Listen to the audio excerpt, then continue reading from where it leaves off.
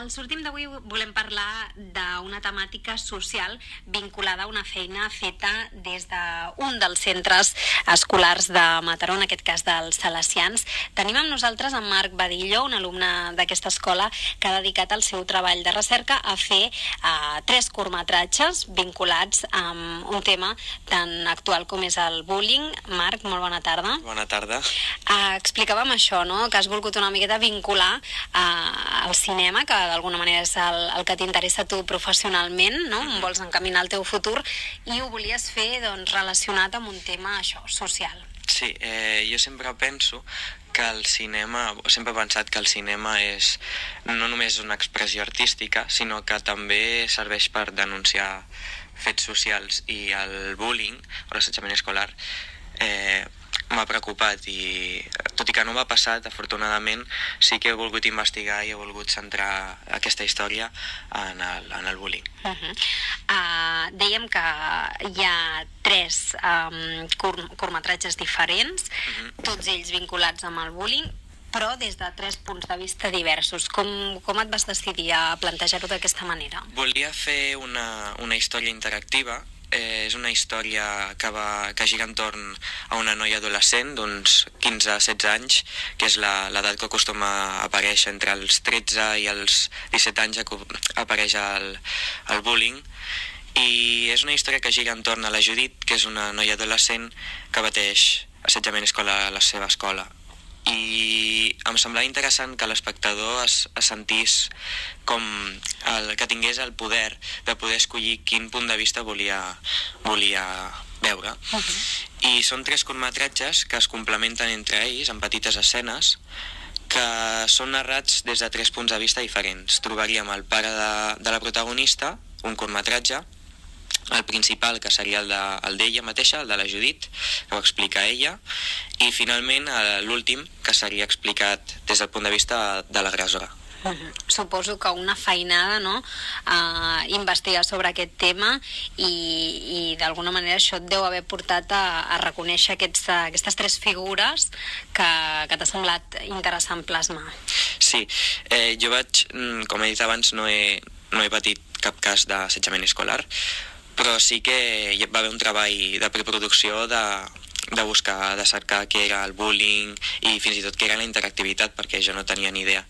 El bullying vaig estar buscant i existeix diferents tipus d'assetjament, com el mobbing, que és el tipus d'assetjament verbal, no físic, i em semblava més interessant perquè és el que acostuma a sorgir a les escoles, i el ciberbullying, de les xarxes socials, que ara s'està posant molt de moda, l'insultar a través d'una pantalla. I bé, això. Això t'ho volia preguntar també perquè en el curtmetratge Judit, que és el que reflexa el punt de vista de la noia que pateix aquest assetjament, les xarxes socials, les noves tecnologies tenen un paper molt important que també s'hi veu reflexat. Sí, hi ha una escena inspirada amb la xarxa social Periscope, i ara ho ha afegit nou Instagram, dels directes. Els directes em semblaven interessant de tractar-ho perquè el directe no es pot controlar, no es pot administrar, no es pot... aquest comentari no el poso, s'elimina, perquè el que passa en directe queda en directe. I hi ha una escena que l'agressora comença a intimidar a la víctima i la comença a assetjar al lavabo del seu institut, i ho transmet en directe a través d'una xarxa social.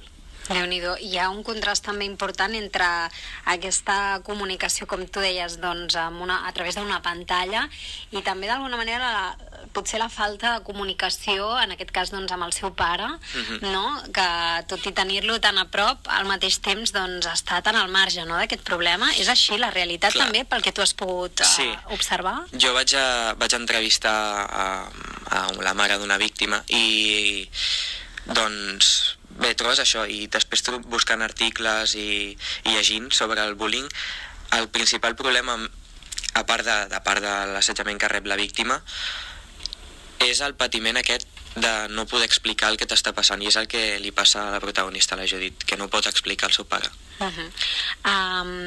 Pel que fa a la part ja més tècnica o de feina que has hagut de fer tu per portar a terme aquest treball, com ha estat? Ha estat complicat? Has tingut mitjans al teu abast? Perquè realment doncs, és un volum de feina molt important, no? Fer no un, sinó 3 curtmetratges. El procés ha sigut llarg i ha durat aproximadament un any, o si més no, uns quants mesos.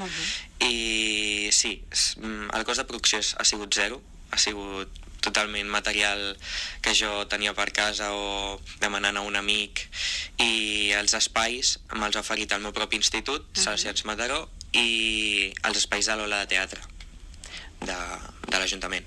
I també has comptat amb actors, no? De la mateixa aula? Sí, el protagonista és Susana Gramunt, que interpreta a Judit, i després trobem a l'agressora, que és Ana Fernández, amb el personatge Laia, i finalment el pare, que seria Damià Costa, també, que és el que fa... Tots 3 són de l'Aula de Teatre. Molt bé. Llavors, a l'hora de crear una miqueta la història, no? Veiem doncs, alguns missatges també pel mig, la música té un pes molt important. Com has volgut fer, finalment, acabar de rodonir el curt? Vaig dividir la història en diferents capítols, i si veieu el curt, veureu que les escenes es tallen de cop, o les veus ja començades, i comencen amb un títol, amb un petit títol, i amb una cita o frase que he inventat jo, o hi ha algunes cites com de Mario Benedetti, i volia reflexar el pensament que tenen els personatges, molt relacionat amb el que pensen. I respecte a la música, la banda sonora no l'he composat jo, però sí que he demanat permís als grups com Sibi o Ferran Palau, aquests autors que m'han cedit els drets, perquè també s'han vist implicats en aquest tema i han volgut cedir les cançons. Molt bé. No sé si tens pensat ara amb aquests curtmetratges fer-ne alguna cosa. Jo ja he posat el treball de recerca, ja ho he entregat, però sí que el curt es va estrenar abans d'ahir, el 18, i ha tingut una petitíssima explosió a les xarxes socials, perquè ha emocionat bastant. Jo no m'esperava, perquè s'ha compartit amb l'ajuda dels actors i més gent, doncs és un problema que no només em preocupa a mi, i això m'emociona, que preocupa més gent, i s'ha compartit per Facebook, i bé, de moment supera les 2.500 visites a YouTube, però m'agradaria que fos més gran, perquè no només per al fet de que un curtmetratge que hagi fet jo o que s'hagi vist implicar els meus amics es faci important, sinó que aquesta temàtica arribi. Clar, potser podria tenir algun ús pedagògic, no? Per això deia, no sé si tens pensat portar-lo a algun... Jo penso que estaria bé que les escoles mostressin això els professors mostressin això als seus alumnes, perquè penso que és interessant que no només es treballi des de casa, sinó que es treballi també a les aules. Clar, més de tu a tu, no? Potser fet des d'un alumne cap a un alumne i...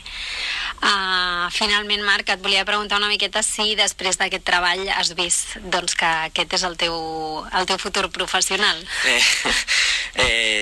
A mi sempre m'ha agradat el món del cinema, però veient un any d'implicació només amb un projecte, que jo pensava, potser en un any doncs perdo el fil o m'avorreix una temàtica, i doncs he vist que de moment no em segueix agradant el cinema tant com el primer dia, i vull estudiar escac a l'Escola de Cinema de Catalunya, i m'agradaria molt dedicar el meu treball a això.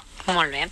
Doncs que tinguis moltíssima sort i moltíssimes gràcies per ser als estudis de Mataró Ràdio. Bona tarda. A tu.